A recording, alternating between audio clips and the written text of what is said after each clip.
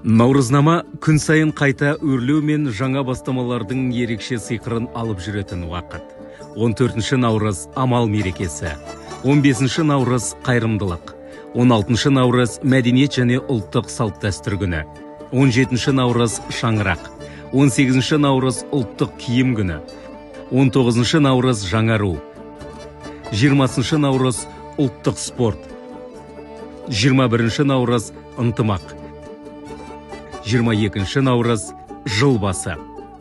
Тазару жан мен табиғатты жандандыру идеясын қамтитын күн ішкі және сыртқы тазалаудың маңыздылығын еске салады.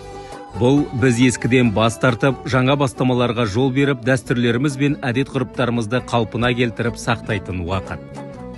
Наурыз баршамыздың өмірімізге ырыс пен ынтымақ, бақ пен береке әкелсін. Әділетті Қазақстан құру жолында бірігіп, табиғатпен бірге жаңарамыз. Қоғам игілігі үшін жаңа құндылықтар қалыптастырып, болашақ ұрпақтардың игілігі үшін бай дәстүрлерімізді сақтап жандандырамыз.